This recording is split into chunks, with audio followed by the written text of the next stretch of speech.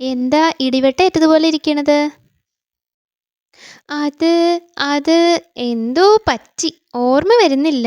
ഹേ, ബോധം കെട്ട് കിടപ്പായിരുന്നു. ഇപ്പോഴാ ഉണർന്നത്. ഈ പ്രശ്നം ഞാൻ തീർക്കാം. പറ്റിയ വിദ്യയുണ്ട്. ഹേ, പറയൂ. ഉണരണതിന് തൊട്ടു മുമ്പ് എന്താ സംഭവിച്ചേ? തൊട്ടു മുമ്പ് എൻ്റെ ഉറക്കമാണ് സംഭവിച്ചേ. അതല്ല, ഉറങ്ങണതിന് തൊട്ട് മുമ്പ് നടന്ന കാര്യം പറയൂ. ആ, ഒരു പഴം തിന്നു. അതിന് തൊട്ട് മുമ്പോ? ഒരു പഴം തന്നു. അതല്ലേ താൻ തൊട്ട് മുൻപ് പറഞ്ഞത്?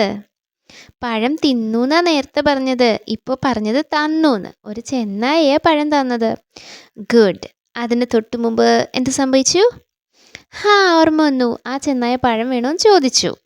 അതിനു മുമ്പ് നിന്റെ ചേട്ടനല്ലേ എൻ്റെ അനിയനെ കളിയാക്കിയതെന്ന് ചോദിച്ചു. Very good. കംപ്ലീറ്റ് ക്ലിയറായി. തൻ്റെ ചേട്ടൻ ആ ചെന്നായയുടെ അനിയനെ കളിയാക്കി. ആ ദേഷ്യത്തിന് ചെന്നായ തനിക്ക് ബോധം കെടുത്തുന്ന പഴം തന്നു. ഹാ, കണ്ടില്ലേ? അതിനു മുമ്പ് എന്ന് ചോദിച്ചുകൊണ്ടിരുന്ന എന്തും കണ്ടുപിടിക്കാം. ഈ വിദ്യ ആർക്കും പരീക്ഷിക്കാം. പരീക്ഷിച്ചിട്ട് വരാം. വേറൊരു കഴുത ഇതുപോലെ ഇരുന്ന് കരയണത് ഞാൻ കണ്ടു. Very good. പറ്റുന്നില്ലെങ്കിൽ ഞാൻ വരാം. അതിനു മുമ്പ് ഞാൻ നോക്കട്ടെ.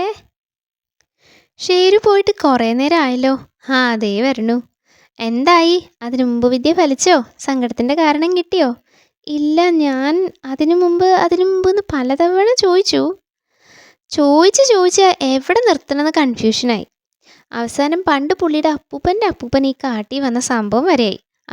അത്ര എത്തിയപ്പോൾ ഞങ്ങൾ ബോറടിച്ച് നിർത്തി.